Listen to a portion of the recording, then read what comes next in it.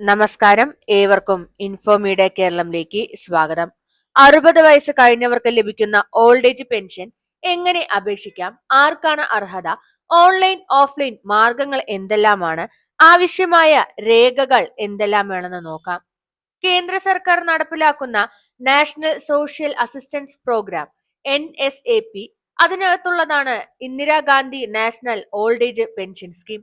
സംസ്ഥാനങ്ങൾ ഇതിന് സ്വന്തം പെൻഷൻ തുകയും ചേർക്കുന്നുണ്ട്. ഇതിനായുള്ള അർഹത നോക്കുമ്പോൾ പൊതുവെ എല്ലാ സംസ്ഥാനങ്ങളിലും ഉള്ള പ്രധാന അർഹതകൾ തന്നെയാണ്.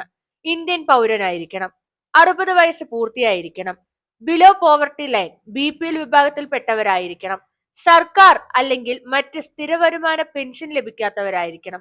ചില സംസ്ഥാനങ്ങളിൽ പ്രായം, വരുമാന പരിധി എന്നിവയിൽ ചെറിയ മാറ്റങ്ങൾ ഉണ്ടാകാം. Aadhaar card, BPL card, bank passbook, account number, IFSC code ഉൾപ്പെടെ ഏജ് പ്രൂഫിനായി birth certificate, voter ID, passport size photo, bank account ആധാറുമായി ലിങ്ക് ചെയ്താൽ നല്ലതാണ്. ഓൺലൈനായിട്ട് അപേക്ഷിക്കുമ്പോൾ ഇതിനായി UMANG ആപ്പ് തുറക്കുക, അല്ലെങ്കിൽ web.umang.gov.in കയറുക. ലോഗിൻ ചെയ്ത ശേഷം മൊബൈലും OTPയും നൽകി നിങ്ങൾ അതിലേക്ക് കയറാവുന്നതാണ്. അതിനുശേഷം നിങ്ങൾ NSAP അല്ലെങ്കിൽ ഓൾഡ് ഏജ് പെൻഷൻ എന്ന് സെർച്ച് ചെയ്യുക. അതിൽ വരുന്ന ഫോം കൃത്യമായി പൂരിപ്പിച്ച് കൊടുക്കുക. പൂരിപ്പിക്കുമ്പോൾ എല്ലാം വിശദമായി തന്നെ കറക്റ്റ് ആയിട്ട് നിങ്ങൾ ഓരോന്നും നൽകണം. തെറ്റുകൾ സംഭവിക്കുകയാണെന്നുണ്ടെങ്കിൽ നിങ്ങൾക്ക് കുറച്ചുകൂടെ ബുദ്ധിമുട്ടാകുന്നതായിരിക്കും. ഡോക്യുമെന്റ്സ് അപ്ലോഡ് ചെയ്യാൻ പറയുന്ന എല്ലാ ഡോക്യുമെന്റ്സും നിങ്ങൾ കൃത്യമായി അപ്ലോഡും ചെയ്തു കൊടുക്കുക. അതിനുശേഷം നിങ്ങൾ സബ്മിറ്റ് കൊടുക്കുക.